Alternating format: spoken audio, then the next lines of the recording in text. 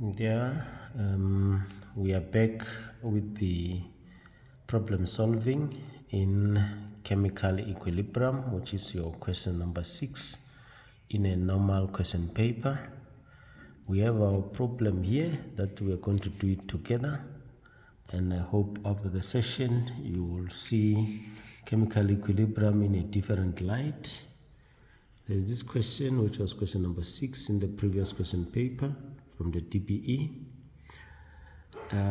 It was just saying, consider the balance equation below for a hypothetical reaction that takes place in a sealed 2 decimeter cube container.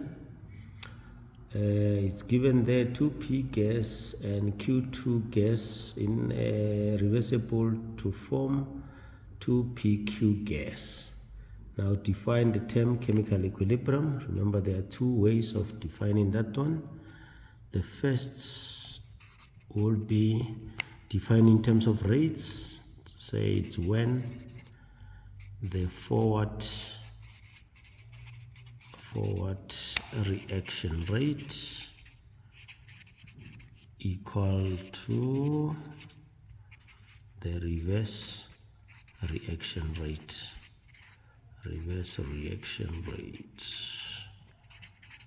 That's the first option. The second option can be, it's when the concentrations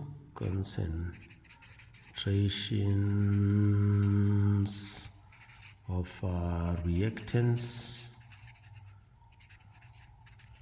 and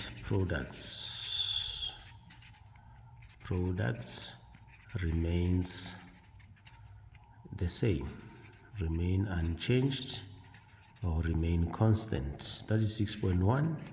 6.2, they say to us, the amount of each substance present in the equilibrium mixture at 300 Kelvin. Very important, all the time when we mention the equilibrium, we must mention the temperature, because remember, a change in temperature will affect the Kc value. At 300 Kelvin is shown in the table below. Those are values. Now they are telling us to say the temperature of the container is now increased to 350, which means that now that will change the Kc value. When a new equilibrium is established, it is found that 1,2 mole of P is present in the container. Let's try to draw the table in this case so that you can understand. The easiest way of drawing the table, just copy the equation in this case, this, and then forming 2pq. Just now below the equation draw 5 lines. That's very simple. 5 lines so that you can have 4 rows. 5 lines. Now every substance must have its own column. From this, now leave the space on the left where now you are going to show the examiner that you are working with mole or you are working with concentration. So the easiest option will be working with mole. Just say initial mole, change mole, moles at equilibrium, and concentration at equilibrium. That's all what is needed. Now according to this one, in the first case we had the number of mole of P as 0.8, that of Q2 is 0.8 as well, that of PQ is 3.2. But they're telling us to say when the new equilibrium is established, when the temperature is increased, then now it seems to be favoring the reverse reaction, because now we are having 1,2p moles available. So I mean that when the temperature is increased, the reverse reaction is favored. You might answer another question in this case in terms of exothermic or endothermic. Now it means that now we have increased, you can write a plus with 0.4. Therefore also this one will have to increase, then the products will be used. If we use this one, because that's where we are using the ratio in this row, then the ratio is 2:1:2. Therefore 0.4 will be to 0.4.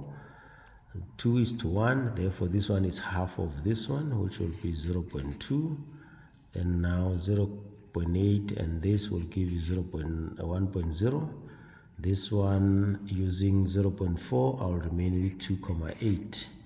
The volume of the container remains, in this case, it's given in the first part of the question that the volume of the container is 2 decimeter cube. Therefore, you divide everything by the volume here at equilibrium. Then this will be, this divided by 2 will be 0.6. This one divided by 2 will be, you can just write it for those that they don't understand. We will have 0.5. This one divided by 2. Therefore, we'll have 1.4. Therefore, these are the equilibrium concentrations now. Therefore, we can now, they say, in this one, okay, 6.2. We have now answered the question number 6.2.3. Okay, let's just logically 6.2.1.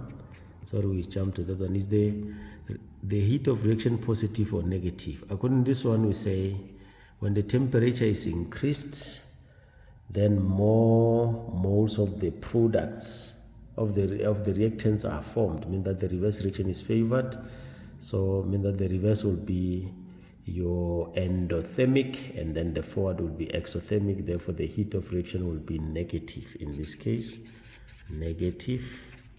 Now in 6.2.2 they say explain. When you explain now using Le Chatelier's principle, first we go for the principle to say first point, increase in temperature,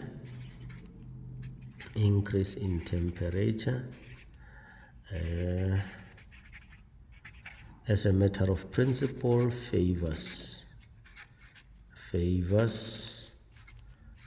an endothermic reaction. You get 1 mark for that.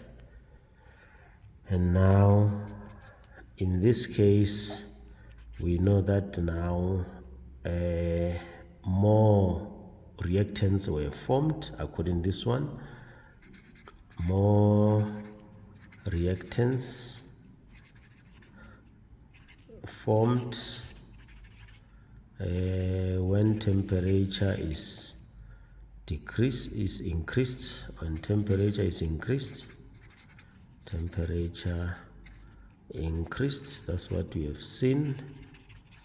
Therefore it means that now a reverse reaction is endothermic. Reverse reaction, because it's favored by increase in temperature, is endothermic. Therefore, if the reverse is endothermic, the forward will be exothermic. Forward reaction is exothermic.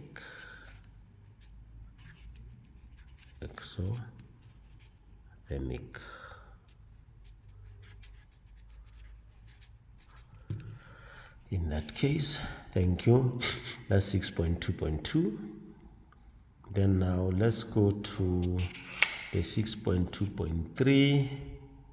In this case, let's just pause, then we'll come to it in a few minutes. Please, will be making a follow-up on this, which is part 2 of this question. Thank you.